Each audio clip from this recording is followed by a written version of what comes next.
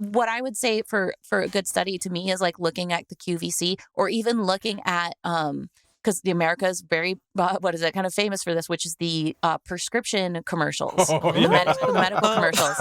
You know, okay, oh dear. Like talk to your doctor about Cialis today. Like, our journey started just like yours. We felt the same excitement and made the same mistakes. And though we walk different career paths, our goal is the same. To provide you with sound advice and real-world experience to help you with your own expedition. So come join us, traveler, and let us talk about your vocal adventure.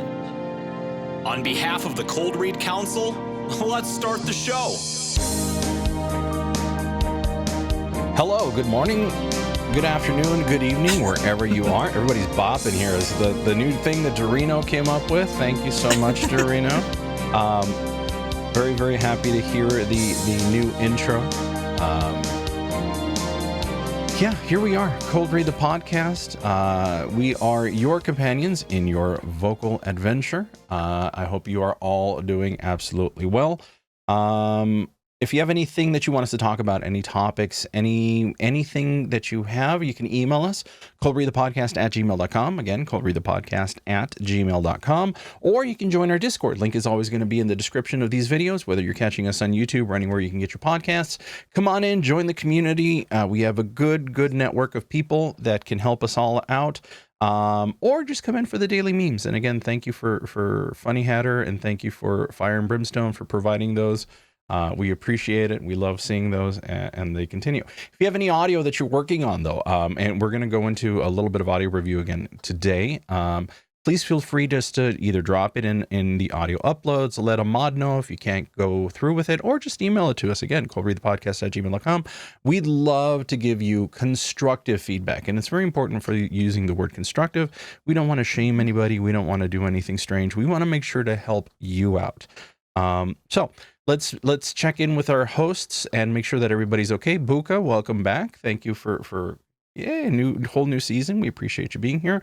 Eldurrino, unfortunately, cannot make it in today, so you will not be hearing his lovely deep bass, dulcet tones, yes, tones today. But we'll let's see how everybody's doing. Renara, let's see. How was your week? Couple weeks now.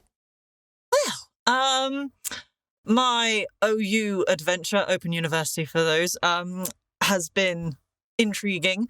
No, I've had to focus a bit more on on the apprenticeship for the last couple of weeks because I've got a few assessments due in, as well as I'm really getting into the meat and grit of actually helping and doing direct work with children now, which has brought a new lease of life to me a little bit, at least, as well, which is really nice.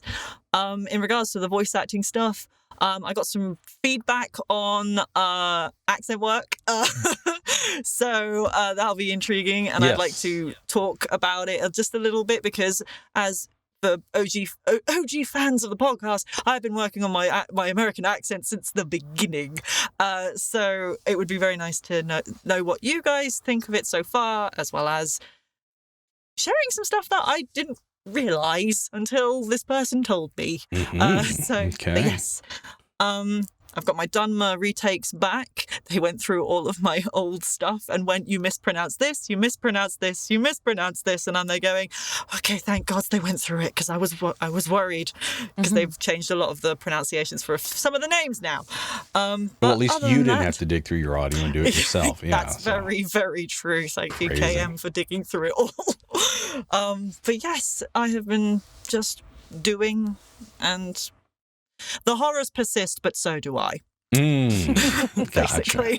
I think is the tagline. Yeah, no, I understand. Well, thank you, Renara. Thanks for being here again. Booka. Hi. How have you been? I'm good. I've been on a mountain of personal adventures, one of which included rescuing a dog from North Carolina, and then only to have it taken by my mom. So I kind of flew to the Northeast and came back without a dog when I was supposed to have a dog. Oh, so no. That was a thing, but it's fine. My mom loves her and she's enjoying being a snow dog, so it's all well. As far as voice acting goes, I I haven't gotten into setting up my CCC account, but that is my goal this year. From the teaching front, we're starting off this year at the Arizona Voice Acting Guild by challenging some of our advanced division folks with monologues. So they had the winter break to prepare anywhere from 1 to 3 minute monologue. And then for the next couple of weeks, we're having them sort of debut those monologues. So we have some from Kill la Kill, Demon Slayer, Yu Yu Hakusho. There's a few others that I've pulled monologues from. And I'm really excited to see how they all turn out. We have a few that are going to be performing on Monday, and so how people are receptive to it and the kind of feedback they're going to get, I'm just super pumped. Cool. And do they do this live, or do they send in a recording, or? Nope, we do it live. So when they arrive at the workshop, we do our normal warm-up exercises, and before we get into sort of the group activity for the day, like, because we pick a scene that's anywhere from 30 seconds to 2 minutes. Everyone has an hour to practice, and then we record everyone, group by group. Mm-hmm. So before we start the workshop proper, those who have been given monologues, they come up and they immediately record their scenes. So they stand up there live. We do our best to do it in one take. I'll do my editing. We'll do the playback, and then folks will get their constructive feedback. Nice. Very cool. All right. How was your week, Zamoody? Oh, thank you, Renara. I appreciate you saying that.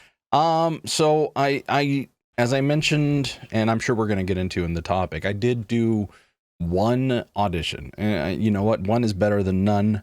I got some good feedback on it. Unfortunately, I didn't get the part, but that's fine. It was interesting because it's a group that I've been with for a couple of years, but I kind of like stepped back because I wasn't a big fan of the content they were putting up, but there was some original content coming up, and I was like, okay, I'll give that a shot. I'm more comfortable doing that particular one than I am like sounding like somebody else to do XYZ type of stuff. Outside of that, I'm now starting to put the studio back together. I mean, don't get me wrong, that's still there, but I'm going to bring my other computer back out, and I got myself a new toy, and I'm looking forward to this. So I'm holding up a Scarlett 2i2. This is the 4th generation one. And I'm looking forward to hooking this up and trying, because this thing has got a lot of nice little bells and whistles that I'm going to be really happy about. Again, keep in mind, don't buy gear because it's expensive. Get what you think you can use. This is definitely not something that somebody could use. But every time that I fill out like an audition form and they ask about my equipment, I have to put Go XLR on it, and I swear it makes me look like a clown. Or like, like some sort of poser or something. So I figured, okay, I'll go with something a little bit more advanced for. You're not a poser. Yeah. Not a poser.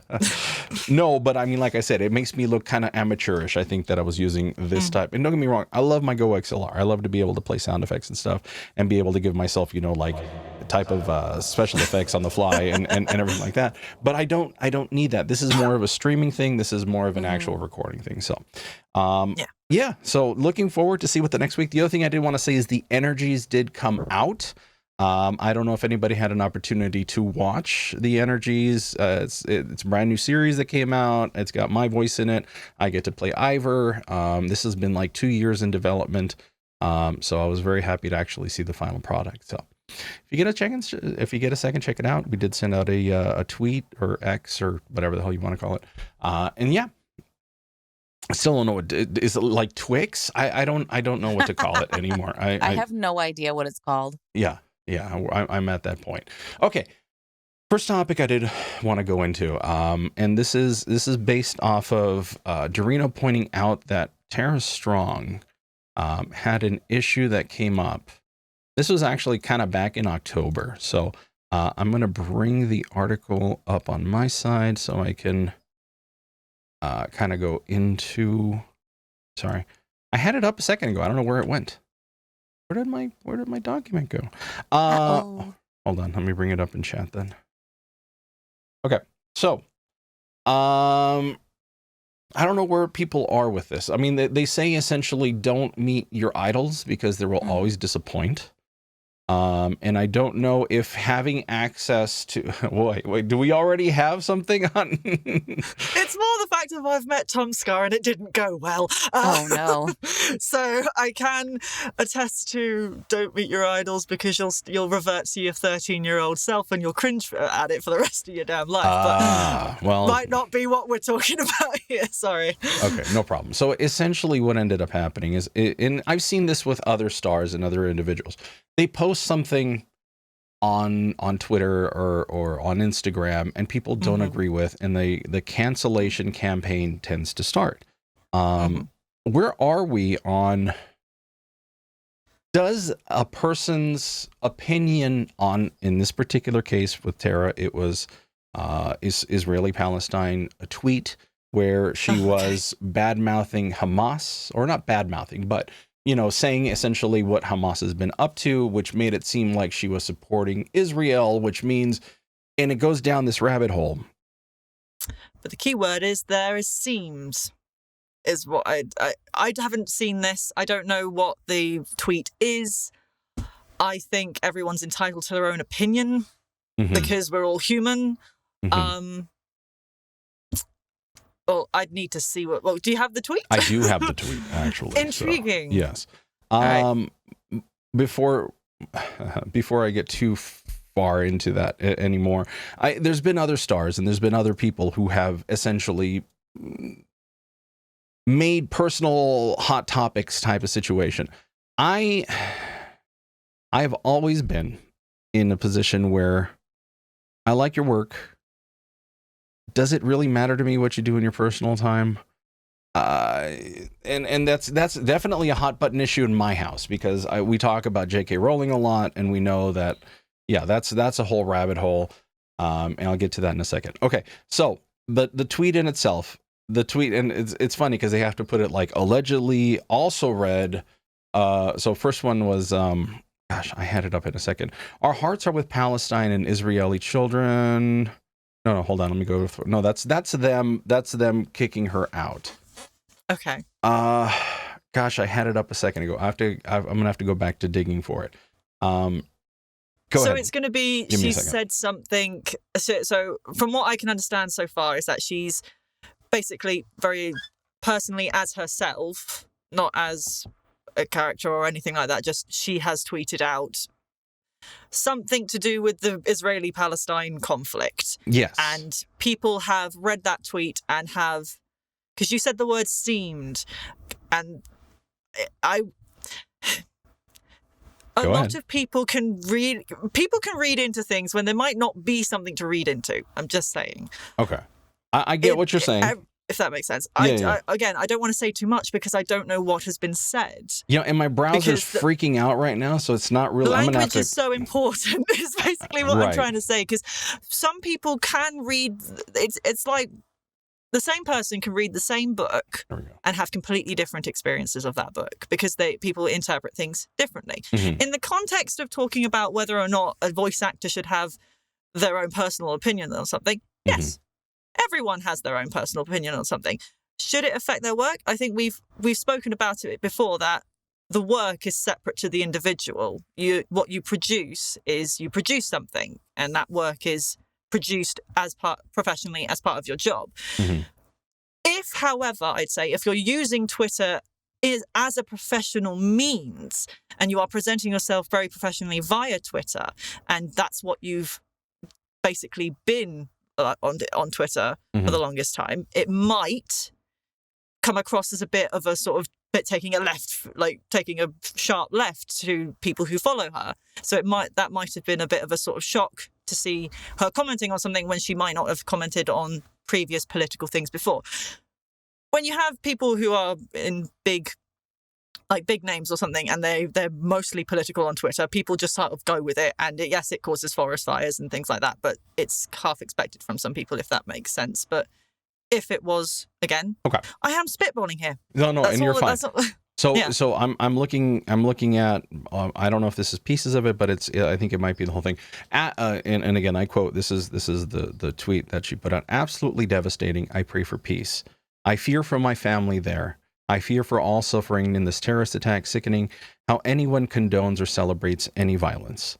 Hashtag Hamas has successfully brainwashed the Western world to actually believe that hashtag terrorism can be justified. Okay. So my thoughts on that is that the tweet itself was quite neutral, and I get wanting peace and things like that. But I think that I can see how that tag might have inflamed certain people, I think. So it wasn't just certain people. She actually got fired from the Boxtown animated series based off of this tweet. So this isn't that she's offending people out and about. I've been living under a rock then. I know nothing about So this happened in October. So it was busy time for all of us. I missed it. Yeah. And then I, when okay. Eldurrino mentioned it, I brought it back up. Okay. So, I mean, are we really in the era where you have to watch? Because in addition to all of that, I guess she liked a tweet and somebody spotted it and is now even more mad about it. And I think cancel culture is starting to spiral a little bit. Okay. This is just, and I'm going to leave it at that. Yeah. Because if I say anything more, people will cancel me, and that's the worry about it. And that's the crazy thing is, I mean, this is something that we actually need to watch out for now, because we've already talked about reputation is such a huge thing when it comes to all of this, but. And like I said, it's for me, it's always been like, I like the work. I like what you put out. I understand that your personal life, you're an absolute monster and everything else. But does that mean that I need to stop enjoying what you're putting out because of it? Good example for this particular one. And I understand that it may not fall into, but it's still kind of like vocal production. There was a game that came out called Hogwarts Legacy, which people stood against, because it's connected, of course, to J.K. Rowling.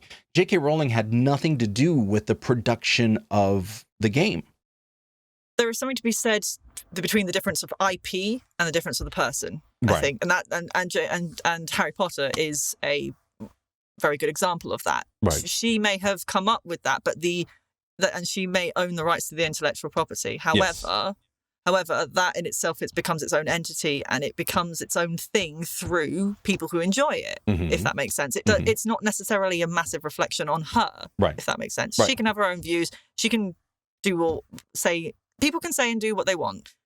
Freedom of speech. That is the thing. Freedom of speech, but not freedom of consequences, from what you said. Continue. Yeah. I think it's more a reflection on today's culture, really. I think it shouldn't, is what I'm trying to say. Someone's personal opinion shouldn't matter as much as people are putting it to be, unless it directly impacts their work, I think. Or if it directly maybe goes against a company's belief systems. But then again, I've never thought politics should be in anything other than a personal opinion, personally, if that makes sense. Okay. Everyone has the right to their own political view. I think it's a protected characteristic. I'm not entirely sure at this point.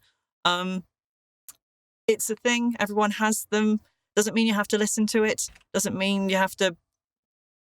I don't know. Okay. And that's fair. That's 100% fair. Yeah. Okay. So there's that thing. So she said this thing, and she apparently liked a tweet that she's already unliked, and some people got mad about it. But then she finds out that she got fired from the show on social media.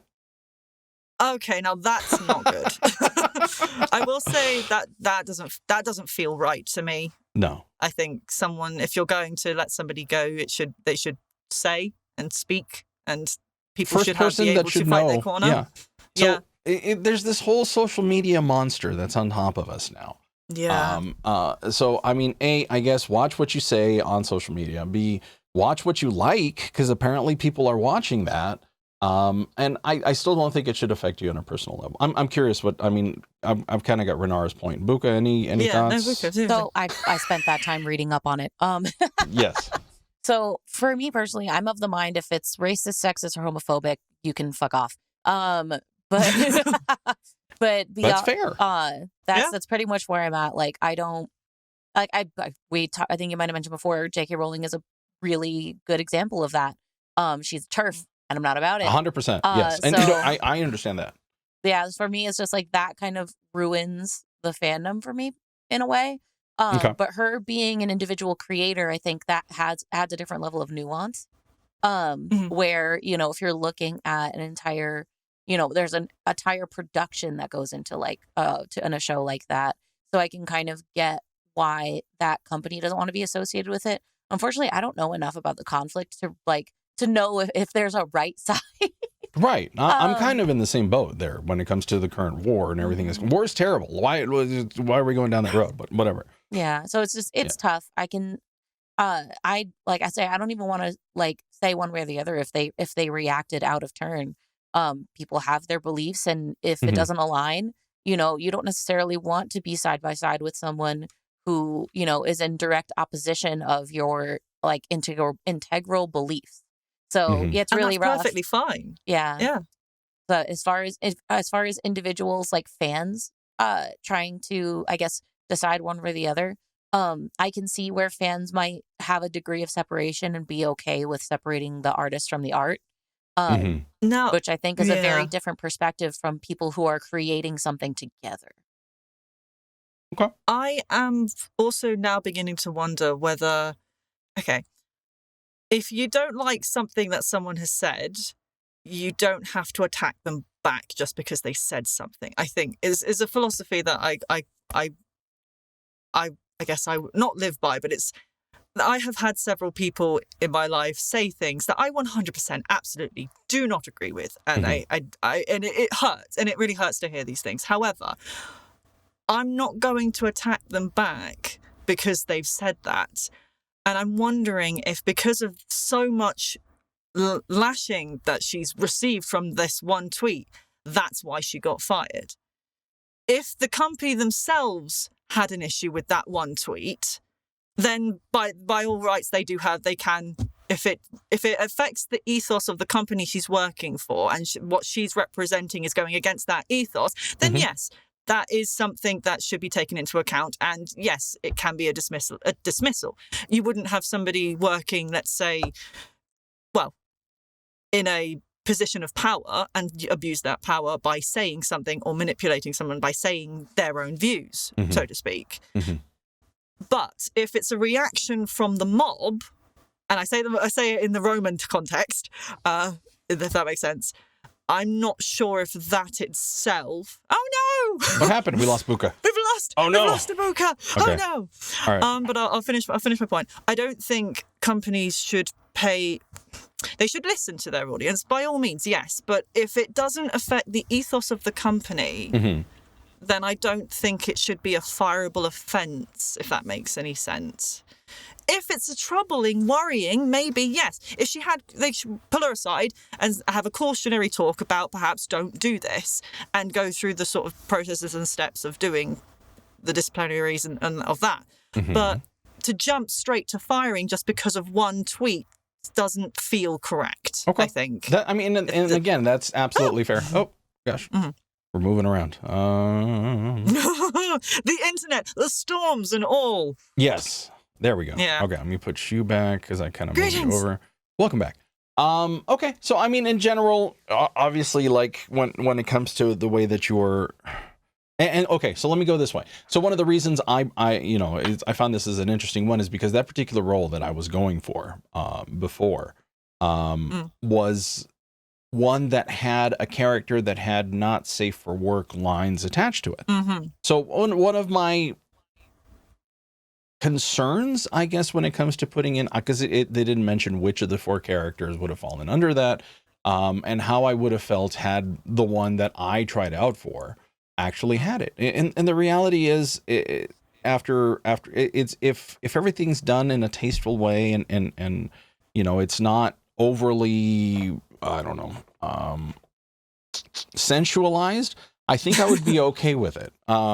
If it's done in good story and good taste, etc., I'm okay with it being part of my resume, because I don't know where that's going to lead, and I don't think it's a bad thing to have. I think it goes down with those sorts of things in regards to sort of reputation and what you put out there. As long as it doesn't conflict with your own morals and how you feel within yourself, that should be the defining factor on whether someone does not safe for work or not. I can speak for myself that I will never do not safe for work stuff because morally, for me and for my own personal safety and comfort, I cannot put myself in that headspace. I won't. And that's fair.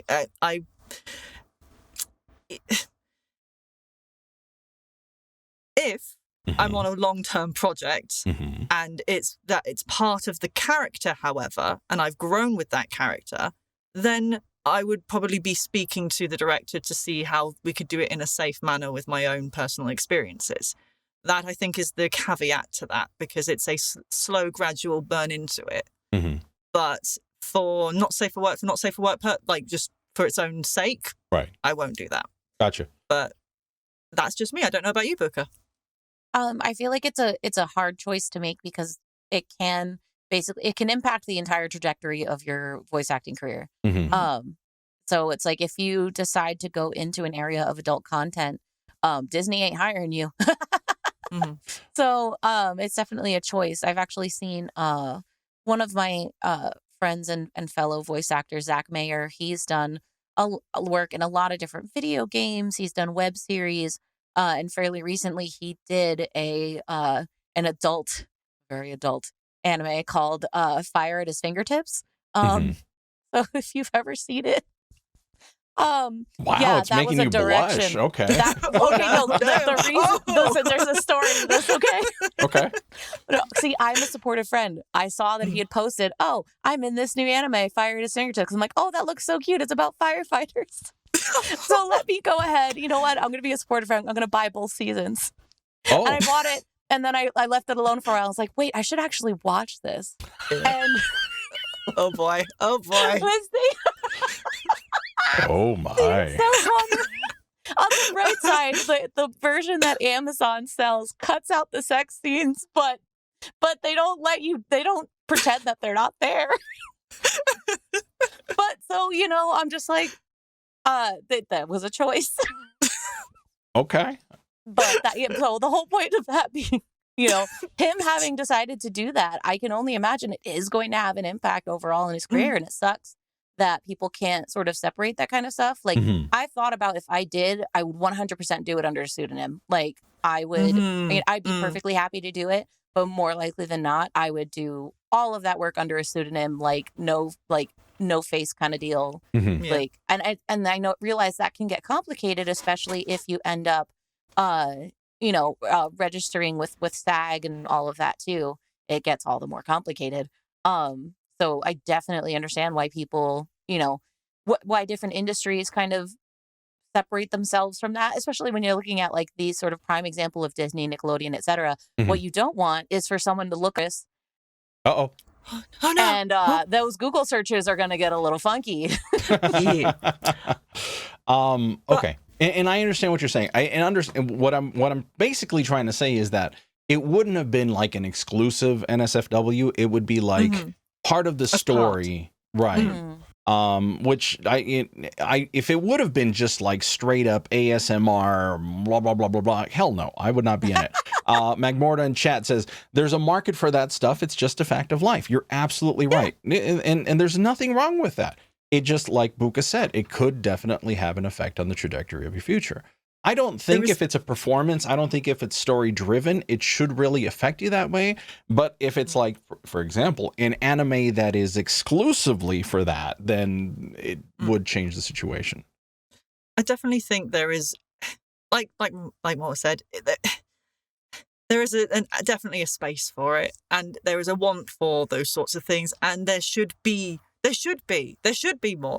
of it. It should be accepted more, is what I personally think. I think, but I personally won't do it. Yeah. But it's that thing of it shouldn't be penalized. I don't think. I don't think it should be penalized at all, because what you're teaching then is fear of it, and I don't agree with that. Okay. And that's fair. I mean, there's plenty of smutty books out there with the throbbing and the lusting and the yada, yada, yada. God, I wasn't expecting to go into details of only Jesus. But I mean, yeah, I mean, there's definitely a market for it, and if that's the route that you're gonna take, it's the route that you're gonna take. I mean, I like the idea of a pseudonym. Yeah, I didn't think about that. Yeah, but I mean, we'll see. That's so it's an interesting thought, something to think about. Good enough for Anne Rice. It's good enough for me. Exactly. So as you move through your career, I guess, do watch what you say, do watch what you have in the background. People love to dig in the past. People love to bring up something that you might have said 10 years ago. So watch what you're doing. Yeah, because you never know. But I'd say watch what you're doing, but don't feel you have to hide who you are just because other people might, if that makes sense. You don't want somebody to go super afraid, is what I'm trying to say. Mm-hmm. Yeah, I think it comes down to just, you shouldn't, like, there's a certain balance of doing what you feel is right and what, you're comfortable with at the end of the day. And doing your best to push past sort of the consequences of the social constructs. Like, there's plenty of space for people to be able to do all the things. You can participate in adult content and still be a really good actor or actress and be able to participate in things that are more PG. Like, I don't see why there isn't a really good space for that. Mm-hmm. And I know I made the joke earlier about Google searches, but like, even still, like, people are like, Zendaya is a really great example. She's done a little bit of everything. Yes. Actually, that's a really good point. Yes. Because she's done HBO everything. shows and stuff. Yeah. Yes. But then she still gets hired for romance and all this other stuff. Like, that it hasn't had at least from our side of the space, it doesn't look like it's had a negative impact on her career. Mm-hmm. So, and I feel like that's a whole separate discussion where I kind of feel like, what is it? Screen actors and voice actors are treated differently in that respect. Like, I feel like there's a huge divide between the two. And again, that might be some bias on my side. But at least to my mind, I've seen people people just get bricked career-wise, where if you make a decision to do one thing in your voice acting career, it completely bars you from everywhere else.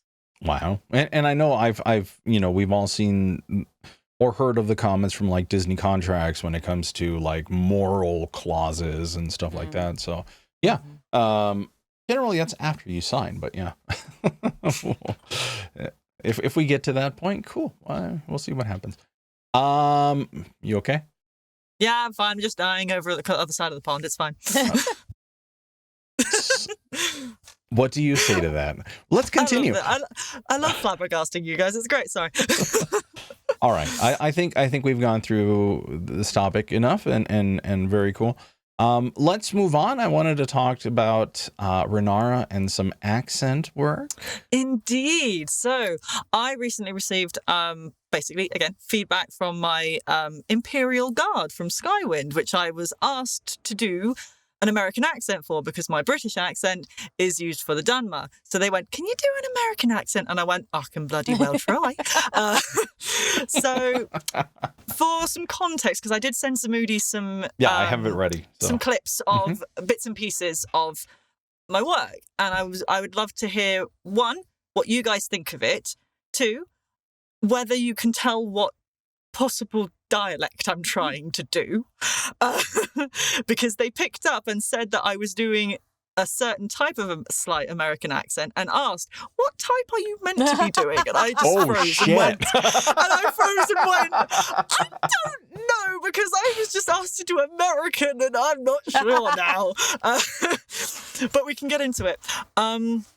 But yeah, no, it was an interesting thing that got me thinking. And then I listened back to some of my stuff and went, "Oh my fucking God."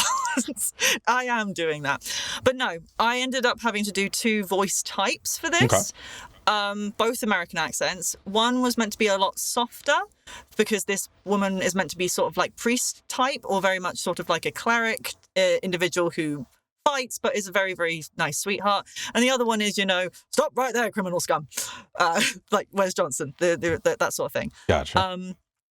So one, I'd like to know what you guys think of it and actually get some feedback and where I can improve, because I will be getting my retakes from it. Yes. And two, I just would like to see what what region you think I'm doing. If I'm doing a region at all. I'm putting myself on the line out there for you guys. Okay. Go for it. All right. So real quick before we do this, I'm gonna, you guys, after you listen to it, do me a favor, pause the video. We'd love to hear it on the description. Give your predictions before we hear the final. Please so please, because that'd be funny. I'm nervous. No, don't be nervous. Don't be nervous. This is all good. All right. Here we go. Everyone knows you've got a price on your head. I don't want any trouble. Just leave me alone, and I won't call the guards. A rumor says the Emperor has repealed the war tax. We've heard nothing official here, but it's about damn time. We haven't had a war in 10 years. Personally, I really respect you. But you are a notorious outlaw, and until you have cleared your name or paid your debt to society, I will become increasingly reluctant to associate with you. You can't be in here, and I'm afraid I can't let you leave. The company wouldn't like that at all. I know who you are. You're nothing but a petty thief. I can't afford to associate with criminals like you. Additionally, you are in possession of illicit substances. I'm confiscating these for your own good. I fought Gwars more ferocious than you! Your cursed bloodline ends here! This is pointless! Give in! Okay. You're welcome. No. Oh, God. Oh, listening back to that, I'm going, Oh, my goodness. I'll let you go first, Booka. Cool. So in the very beginning, it almost had like a Southern twang to it, and then steadily fell into a transatlantic accent. Like it went from being a little bit weirdly sassy to then sounding like you're in like a it's a film gangster noir movie. detective detective role. It was great. Okay. Zamoody, oh no. With a little sprinkle of newscaster in there. This just in. Okay, so I've kind of talked about this before. There's a book series that I've been reading or listening to because I do audiobooks because of my long commute. He Who Fights with Monsters, and the narrator is Heath Miller. Heath Miller has the weirdest American accent because he's Australian. But because there's especially like in the last couple of books, there's been a couple of characters who are American, and man, to me it seems like he's really exaggerating, and I hear those kind of like softer type of noises coming from you, and I can't. But don't get me wrong, his are like way exaggerated. I'm gonna have to bring up an example of it at some point, because it's like when he's got those characters being, it's like he really tries to like emphasize this. It's like, and I'm listening to it and I'm going like, oh my God, is this what everybody sounds like on here? I heard a little bit of that on it. I picked up on a little bit of the Southern, and I heard you softening your words and trying to soften your accent out. And obviously there's no East Coast, there's no Bostonian. This has to be more of a Midwestern type of accenty or Western type of accent. Because Western's Go ahead. You both hit it right on the nail on the head, because he said I'll see if I can get because it was via Discord, so I'll see if I can find it again. So for a bit of context while I'm looking this up, we have file cutters. So we don't cut our own lines. It gets sent off, and somebody who's been gone through the tutorial actually goes through and does it specifically for 100% raw, essentially, is what you're saying. Yeah, this is all 100% raw. Okay. Where did it go? Oh, no. Yeah, because he was concerned about the consistency. Yeah, my concern right now is consistency with the character. If a Southern drawl is expected, but it starts turning into a different American accent, I might need to start making some changes for that. So he basically went, so are you meant to be doing a Southern drawl here? Called it. Yeah. And I was like, and I listened to it and I went, oh my God, I'm doing that Southern drawl. I'm putting that in there, like just right at the end with the R's. Yes. But weirdly enough, it was just once I realized that my positioning of the American accent when I was doing it softer was actually slightly different to when I was pushing it, projecting it, which was so strange. And I hadn't really thought about it until he brought that up. Because a lot of people say that the American accent, doing an American accent, is like having a cotton ball in your mouth. Like it seems like it sits in your mouth and it kind of rounds out in the inside of your mouth. And when I was doing the softer one, it felt like that, but pushed up my nose more, weirdly enough, which is probably where the southern drawliness was coming through, because that's quite nasally. I'm so sorry to all America. No, not. I mean, this is how you learn. I want to give you credit where credit is due. The further along you got, the more consistent you were in the accent, which, you know, and depending on stage direction, of course, as long as it's consistent, you're good to go. Like I said, it was just those first couple of lines where I was like, I don't know where we're going here. But by the end, like midway into the towards the end, it was really consistent. Like, I thought it was nice. I'm very glad to hear that, because you're both saying the exact same thing that he was saying, basically. So that makes me, it's good to have rounded from everyone, if that makes sense. But no, I will admit that I have said to them that the first 200 lines of this are going to be shit. Because this was my first time properly being cast to do an American accent. I'd been playing around with it beforehand and everything, and it's gotten to me...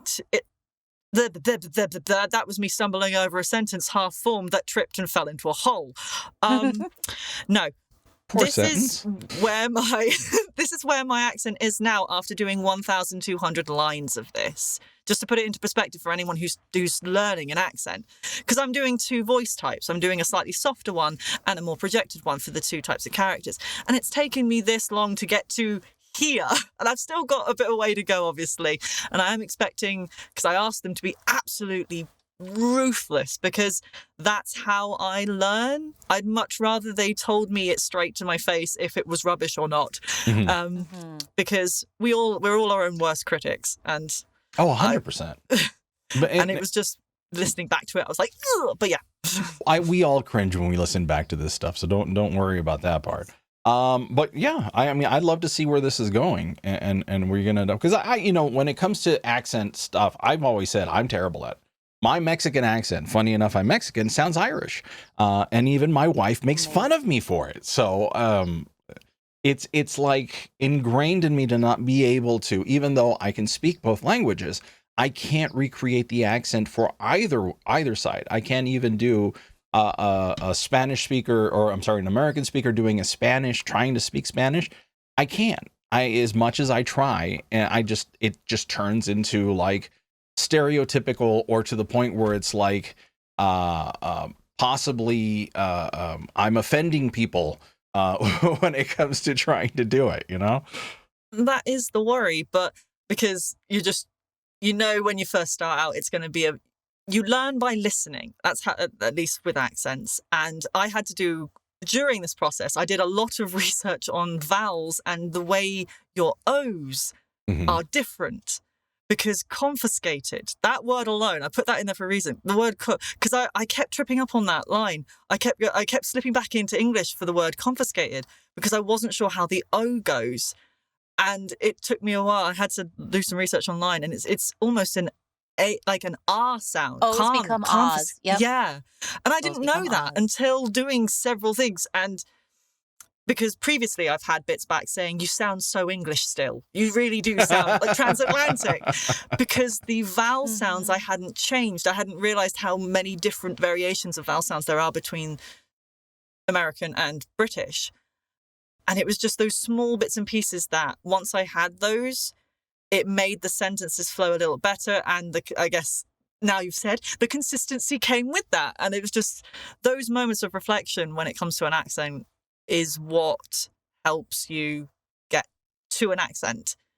Like, for example, with British, we pronounce our T's a lot more, a lot more. But there's also a thing called the glottal stop, which is what you would consider a more London-esque type thing, where it's more like water. You don't say the T. And that's not, and some people kind of go, but you say your T's, but you don't say your T's, and you get confusing. And it's that regional aspect, bringing it right back, that it's the different changes and the different bits and pieces. And I completely did forget that America has a lot of different regional accents. And I completely forgot about that. That. Well, I absolutely hear you. I've spent the better part of a decade training myself out of my natural accent. Mostly because I grew up in the Northeast, and that comes with a lot of the vowels are weird. And when I moved to the West Coast, it was to the point where I was upset because people would stop me in the middle of a conversation. Like we could be talking about like the passing of a friend, and they would interrupt me and be like, "I'm sorry, what did you just say?" Oh, no. Like, you did what? No. It was like, well, before I showed up at the service, I bought some flowers at the store. Yeah, I heard exactly. that. Yeah. I'm sorry, what did you say? You what something? You bought something? Oh no. And so I have been training myself out of this accent for years. And TikTok popped up, and it was like a challenge saying, say this sentence and you'll know where someone is from. And I read the sentence and I'm like, I can do this. This is fine. No, I couldn't. No, I couldn't. So the sentence is, I bought a coffee and it cost $1 at the corner store. That is not, you could tell how hard that was to come out of my face, because it's literally painful. Because I heard you wanted to go bought, and I heard you dollar. I bought a coffee. No, I bought a coffee and it cost $1 at the corner store. Like, corner store, right? Corner store. Like, it will never leave me. No, I get that. So yeah, it's tough trying to break out of one accent in order to do another. It's hard enough even just doing it from like one American accent to another. Trying to go regionally, I can't. You are stronger than me. But I think it is something to be said on now that when I look at America, because sometimes I'll see an audition where it says American accent. I now have gotten into the habit of going, okay, I need to ask you what region. I need to ask you where you think that is, and things like that, including how it comes to British accent, because a lot of people, when they think of the British accent, they think either RP or Cockney, which are two of many, which is fair. They're the ones you hear a lot, but it's made me want to figure out, so what is considered the American accent in casting? So I'd like to open the floor to the Americans in the room to inform me as to what the American accent is in casting, because I have no idea at this point. My initial thought about that is probably a mix of West and Midwest, which is where I've tried to keep my accent at, where you're enunciating quite a bit of things, but you're still throwing away your T's here and there. You know, the T's become D's in certain aspects. A lot of O vowels become A's. Whereas, when we're talking about an East Coast accent, your A's become OWs or AWs. Exactly. So coffee is a very neutral way of saying that word, is a very neutral accent, sort of ambiguous. Yeah. But if you're talking about an East Coast accent, that's going to be coffee. If you're talking about a pure West Coast accent, it's going to be coffee. Like, it's going to be drawn out, because the West Coast, that tends to be a much more like laissez accent, where you have a lot of lifts and you have a lot of dry, where you talk like this a little bit, especially when you're talking about feminine. Yeah, when you talk about feminine accents when it comes to the West Coast. Oh my God. Like, totally. Like, amazing. There's going to be a lot of vocal fry. There's going to be a lot of vocal fry. There's going to be a lot of drops. And then when you're excited, it's going to be like, oh my God. Like, exactly. But when you're looking at, exactly, when people say American accent, they're usually talking about a neutral West to Midwest.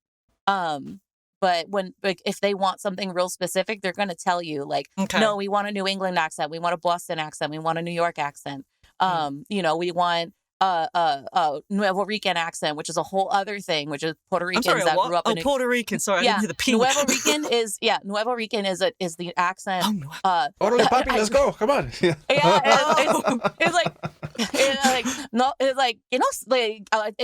I can't even know, because if I do it now, I'm gonna be stuck with it for a week. Because again, that is what I grew up with. But all like anything more specific than that, they're gonna tell you. Like Okay. otherwise, you can assume it's going to be a west to Midwest neutral. Okay. I tend to Cool. agree. I think definitely the Western one tends to be, you know, West Coast. Seems to be like the new. No, I'm not talking like Valley Girl. I'm not talking like Okay. Surfer Dude. I'm talking like newscaster level. And even that might be a little too proper. But I mean, for the most part, when it comes to a neutral American accent, I would say California might have it. And then as you fall more Midwest, it just starts kind of like loosening up a little bit more. And then I feel like the perfect spot is Oregon. yeah, that's because that's kind of like between the two. So yeah, absolutely. Mm-hmm. And I'm sure there's a lot of Oregon accent. Got it. yeah. Start researching Oregonian, or I don't know which one it would be, but yeah. Origami. Cool. Okay. Well, out of curiosity, is it the Southern that you thought would be when it comes to somebody asking for American? Is that where that was going? Well, I thought Southern would turn up a bit more because in England, that's like the go-to accent that we usually, either that or Cali Girl, that gets used a lot, Cali Girl. I guess. Mm-hmm. So, I just got it in my head from when I did my oh God, don't look it up, but do look it up. My first ever actual American accent was when I did something for Jeff Leeson. I played the Scream Queen thing. Yeah. God. The Scream Queen. But no, it's more the case of it's either a really hammed up American accent, which is not something I want to do. Mm-hmm. So it is that usually it's when people in England want an American accent, it's from the character work that I've heard of, it is either oh goddamn Southern or oh my God, like I was like at the coffee shop like earlier and I saw my friend there and it's like I've got the two like massive ends of the spectrum. I can do those, but that sort of subtle actual everyday speaking West Coast accent, shall we say, I want to master and get into my like wheelhouse really, because I know in radio they prefer that. So I'm trying to make sure I have a set wheelhouse that I can do, basically. And I want to make sure that I'm actually, I'm doing it justice to the different regional accents, because I know British people get really annoyed when Americans go, you're either Cockney or Queen's English. So I'm just trying to do my part on, I want to make sure I can do and recognise and understand the differences, because that in itself lends to consistency and I'll get better at it that way. I've just got a lot to practice still, because I am most certainly the most British person you will ever meet. Honestly, I would say like beyond, watching conversational people speak in different TV and stuff, if you wanted to really get to like a very proper way of speaking, I would say look at infomercials. Okay. So, That's a good point. American commercials for, different, what do you call it? Like if you look at QVC, that's a great place to go listen to people talking very properly. Because the one thing we mentioned before about newscaster, that is its own dialect in a way. It has a very different pacing than what is considered natural speech. Stuff. Like today's on this news. This is when exactly. And it's like, coming up next, you won't believe what this neighbor found under their floorboards. Like that's a whole different thing. But what I would say for a good study to me is like looking at the QVC, or even looking at because the America is very kind of famous for this, which is the prescription commercials, the medical commercials. Okay. Oh, dear. Like talk to your doctor about Cialis today, like. But that typically people who are doing that voice work, that is like the most neutral American accent like that I can think of immediately. Of where can you find a plethora of material for that? Okay. Medical commercials. I like that. I'll stop sounding Canadian. I once said that my American accent was like, "Are you trying to do Canadian?" I'm like, no, I'm just very English. Meg Morta says, me living in Washington, LOL. Yeah, I mean, that's definitely that area. Yeah, Washington's pretty neutral up there, too, yeah. Okay. Thank you again. Very, very interesting conversation. Much appreciated. Obviously, if you really want to look into accents, There are a lot of resources online that you can look for, or you can get an accent coach. Definitely you want to go down that road, and somebody that can give you some nice feedback. Brent Morose in chat is saying, whenever I'm talking with friends, I can always tell when my Canadian accent slips in when they start to giggle. I cringe for you, my dude. Yeah. I hate it so much. So I'm a bilingual. Doc. Hey, Doc, how's it going? I see you now. It's funny because, like I said, I don't feel like I have too much of an accent. There is a couple words here and there that unfortunately pop out. I say like a plate of cereal instead of a bowl of cereal. That's because in Spanish, un plato de cereal makes sense, and my brain just automatically translates it because what goes on in here is in Spanish.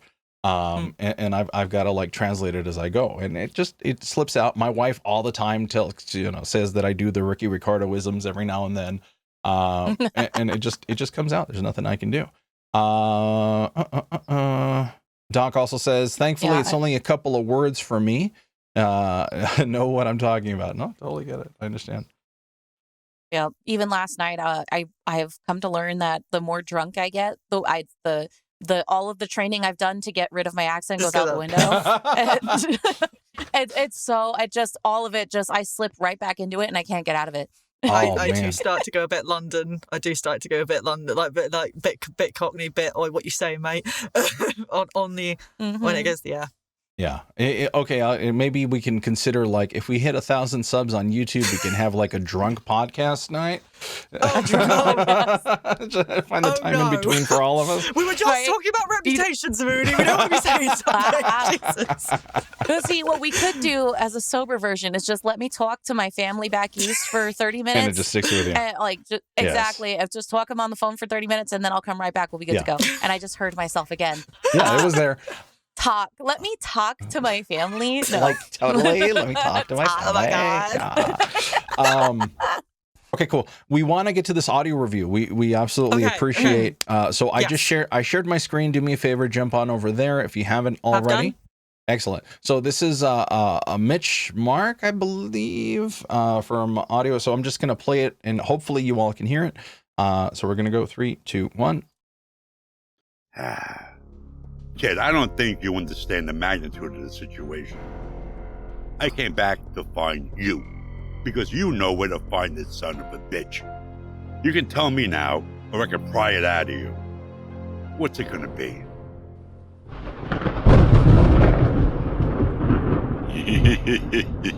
You've opened the door to the janitor's domain. A broom closet full of wonders. Beyond the plungers, brooms, and unknown items of disgust are memories of the past. The memories you're about to hear are not for the faint of heart. The memories are meant for mature audiences only. Listener discretion is advised. Prepare yourself for tales from the janitor. Our little girl, our little Jessica, she disappeared yesterday. A ways out of Reedsport. We stopped to rest, and she wandered off into the woods, and... Tonight on Free Press with Chuck Weathers, a special report. It has been over 2 years since the devastating terrorist attack on an IGR facility in New Jupiter. That's it. Okay. Okay. We've heard from this individual before. Have we? Yes, I do believe we have. So Mitch, thank you again for dropping in the audio. We appreciate it. I will start off, and I will say your voice is very particular. Your voice is going to have a good market for noir work, for detective type, because it's very quintessential dialect for that particular one, I would say. The newscaster one at the end, I think, fell we got to try to figure out how to get away from that particular accent when it comes to, if that's what you're aiming for. The third one, which is kind of the emotional one, I feel like you were too caught up in the words in itself, and I feel like more emotion needed to come out. I don't feel like you were really too concerned or too sad for that particular one. So work on that. Otherwise, like I said, you've got a good market. You've got a good voice. Every voice has a space out there. So don't be afraid to keep it up. Okay. The two things that I noticed was there were a couple of moments where you fell into a bit of mush mouth. We lost some of the words in the mix where it's sort of like my brain has to squint to understand what you said for a moment. So I would just be a little bit more cognizant of enunciation. And then the other thing that I noticed too, when we're talking about that newscaster, or not, well, actually before the newscaster, when we're talking about sort of that scared moment where you're trying to do the emotional thing, it sounded like you ran out of breath. Mm-hmm. So one thing I would have done a redo of that and make sure that you're doing a bit of breathing exercises before you jump into it. Get a good deep breath in. It can be really easy to let go of a lot of breath when you're trying to do something emotional because you tend to do this and you want to get airy and riled up, which tightens your chest and makes it hard to be able to control your breath. So I would just be really mindful of breath control when you're doing those more emotional moments.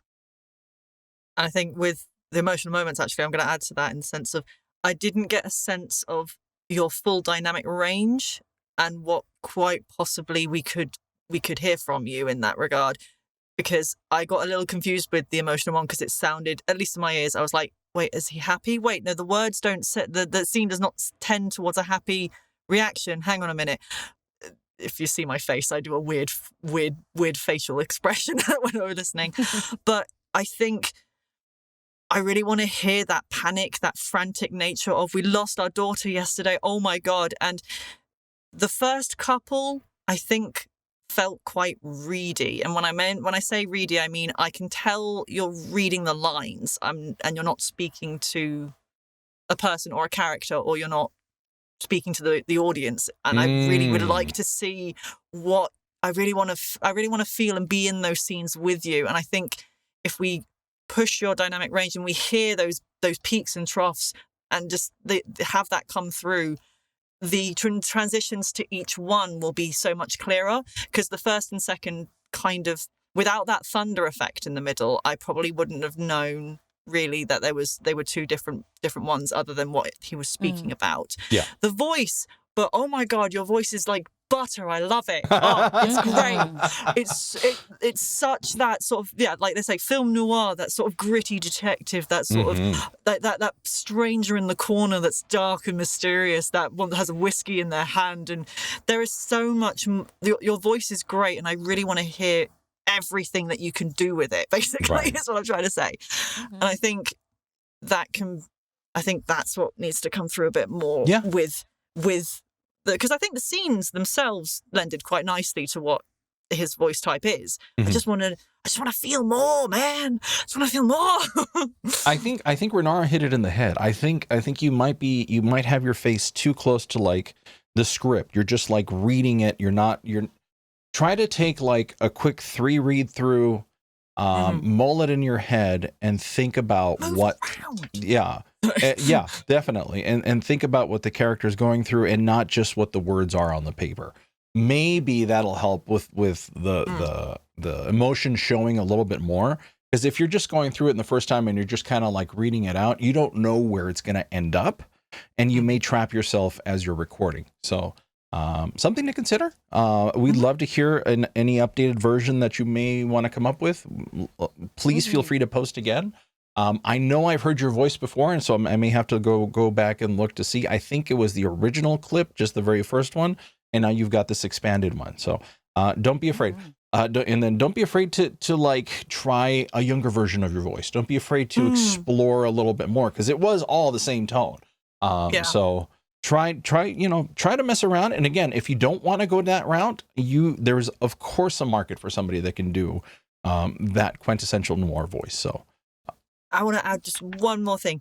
For the emotional scene, if that's a man who has been running around rampant trying to find his daughter, I've been advised if I'm doing lines where my character's out of breath, I do a lap of my garden. I get myself into that sort of slightly breathy state so that I'm not going and pretending in the booth, if that makes sense, because sometimes it can come forced. So just do maybe some like push-ups or something, or get your body in that sense of adrenaline rush to get you naturally into that slightly breathy state, to then be able to really push that forward. Just a tip that I learned passing it forward. That's all. Sure, that works. Okay, we'll leave that there, and I think we are at the end of the show. Oh my goodness! Wow, right? Went by so fast. So. Look at us go. Eldurrino, hope all is well. We look forward to hearing from you in a couple of weeks. Please remember, we do our show bi-weekly now, so don't expect us to come back until February at this point. So we will be back February 4th with a brand new show. If there's anything you want us to talk about, just send us over, make a comment, leave it there. If you made it this far in the video, just go ahead and leave it where you found us, where you came from. We love to see those comments. We love to see you guys. If anything resonated with you, give us a word that worked out, and then we'll be more than happy to mention it on the next episode and say hello and everything else. So don't be afraid to comment. We love it. If you can give us a subscribe, if you can give us a like, that goes a long way. It's free to you on YouTube. It's free to you on your podcasts. Please do us a favor and just do that extra click, and we would absolutely appreciate it. Again, if you have any audio that you want us to review, send it over. We'd love to see it. Yes. Again, thanks to everybody who provided one today. Thank you, Renara, for putting yourself out there. As you can see, we do it to ourselves. We're not afraid to go down this road. So come join us. Come join us again, and let us be your companion in this voice acting journey. So thank you, everybody, and let's catch you all next time. As Magmorta. And don't forget to drink your water. It is. All right, everybody. Thank you so much. We'll catch you all next time. You didn't have anything? Okay, well, I have this, Zamoody, all right? Yeah. All right, ladies and gents. Catch y'all next time. Bye-bye. Bye.